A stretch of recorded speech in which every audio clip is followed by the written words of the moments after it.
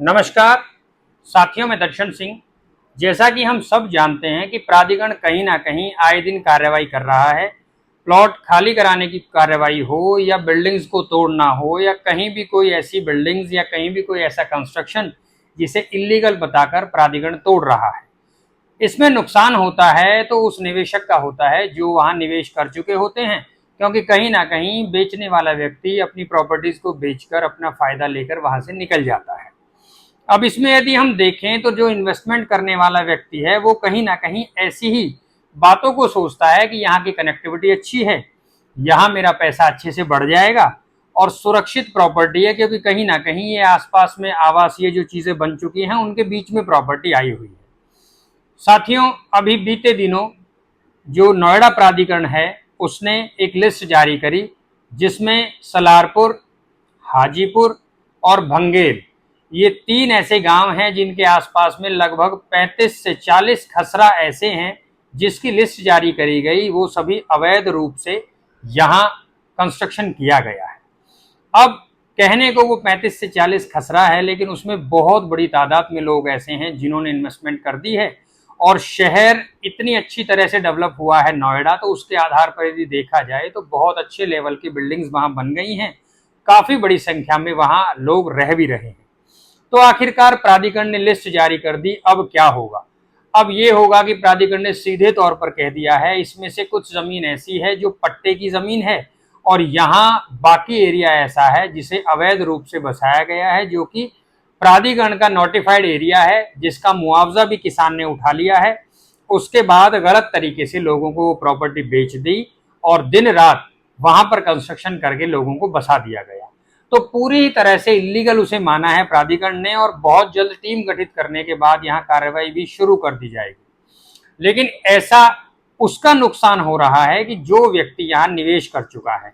अब यदि हम देखें तो बेशक प्राधिकरण ने ये कार्रवाई भी करने की बात कही है कि जो लोग इसको बेचने में इन्वॉल्व रहे हैं उन सभी के खिलाफ भी कार्रवाई होगी। लेकिन आखिरकार जिस व्यक्ति ने अपना पैसा लगाया, खून पसीने की कमाई लगाई, उसका पूरा पैसा शून्य हो जाएगा, जीरो हो जाएगा। तो इसकी भरपाई कैसे हो पाएगी? साथियों, हम सभी जानते हैं पूरे जिले में 3 प्राधिकरण काम कर रही हैं, नोएडा, ग्रेटर नोएडा और यमुना। यहाँ तमाम क्षेत्र ऐसा है जो प्राधिकरण के द्वारा नोटिफाइड है, लेकिन उसमें से ऐसी भी कैटेगरी की प्रॉपर्टीज है। मान लीजिए कोई प्रॉपर्टी गांव के बेशक बीच में आई हुई है और ये कहकर लोग उसे बेच रहे हैं कि ये तो लाल डोरा के अंदर की प्रॉपर्टी है, 100% सुरक्षित, इसमें कोई दिक्कत आपको नहीं आनी। तो मैं उसमें भी ये कहना चाहता हूं कि हमें उसमें भी जांच करने की जरूरत है, क्योंकि कहीं ना कहीं जो सरकार की, गवर्नमेंट की अपनी जमीन होती है वो गांव के ही लोगों को पट्टे के रूप में गुजर बसर के लिए दे दी जाती है। अब उसमें वो व्यापार रूपी करने के बाद यदि कॉलोनी डेवलप कर दे या उस जमीन को आगे बेच दे, उस पर कोई प्लानिंग ले आए, तो इस पर कहीं ना कहीं वो 100% पूरी ही तरह से गलत मानी जाती है। तो ऐसा भी हमें चेक करने की आवश्यकता है कि क्या लालडोरा के बीच में भी ऐसी कोई प्रॉपर्टी तो नहीं जिसमें हम निवेश करने जा रहे हैं, कहीं वो पट्टे की प्रॉपर्टी तो नहीं है। पट्टे में भी आप ये देख लीजिए कि कहीं ना कहीं 100 वर्ष के बाद यदि निकले तो प्रॉपर्टी को तोड़ दिया जाता है, वहां सब चीजों को अवैध घोषित करने के बाद सरकार अपनी जमीन वापस ले लेती है। तो इस पर विचार करने की जरूरत है, तहकीकात करने की जरूरत है, डॉक्यूमेंट्स की जांच करने की आवश्यकता है। तो ऐसा करना बेहद जरूरी है, क्योंकि जब ये इस तरह की चीजें सामने आती हैं तो आसपास में पूरा माहौल चेंज हो जाता है। लोगों का मन ये होता है कि यहाँ तो बिल्कुल गलत ही है निवेश करना। तो प्रॉपर्टी में निवेश करने से पहले जांच करने का हमारा पूरा हक है। अब हम उसमें किस तरह से जांच कर रहे हैं निर्भर करता है हमारे व्यवहार पर, कि हम उसकी जांच कर रहे हैं या हमारे जानकार व्यक्ति ने यदि कोई प्रॉपर्टी वहां ले ली तो उसी की बात को मानते हुए हमने निवेश कर दिया। तो ऐसी चीजों पर विशेष जांच करें, देखें, परखें, समझें, क्योंकि कहीं ना कहीं सरकार की यदि जमीन है तो आज नहीं तो आज के दिन उसे तोड़ दिया जाएगा और सरकार अपनी जमीन वापस ले लेगी। इसमें क्या होता है, रेवेन्यू डिपार्टमेंट का रोल ज्यादा होता है, क्योंकि प्राधिकरण का बस ये है कि सरकार की जमीन को कब्जा मुक्त कराना, लेकिन असल में वो जमीन गवर्नमेंट की है तो हमेशा ही गवर्नमेंट के पास रहेगी। हमें और आपको वहां निवेश करने से पहले उसकी जांच करने की जरूरत होती है। तो ऐसे ही अभी नोएडा में हुआ, उसके बाद आप देख लीजिए आसपास में जिले में काफी जगह डेवलपमेंट चल रहे हैं। इसमें पूरी ही तरह से जांच करने की आवश्यकता है। आप यदि निवेश कर रहे हैं तो बिल्कुल प्राइस के अकॉर्डिंग अपने निवेश को ना समझें।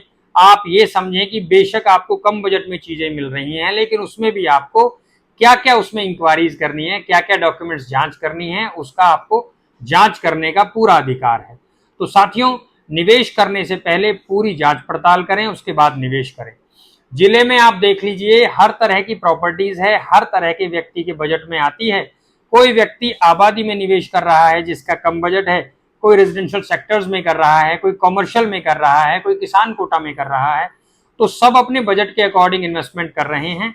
अब उन लोगों का क्या, जो कम बजट में प्रॉपर्टी देख रहे हैं, वो कहीं ना कहीं ऐसे लोगों के चंगुल में आ जाते हैं और अपना वो थोड़ा बहुत पैसा भी नुकसान कर बैठते हैं। तो साथियों, आप बिल्कुल सचेत रहकर निवेश करें। किसी भी तरह की कोई जानकारी चाहते हैं या बिल्कुल सुरक्षित इन्वेंट्री चाहते हैं, नीचे स्क्रीन पर हमारा नंबर दिया गया है, आप ये नंबर डाल करके तमाम जानकारियां ले सकते हैं। आप यदि अच्छी इन्वेंट्रीज चाहते हैं, वो भी कम बजट में, यानी आपके बजट में, तो भी आप हमसे संपर्क कर सकते हैं। आप सभी के लिए शुभकामनाएं। नमस्कार।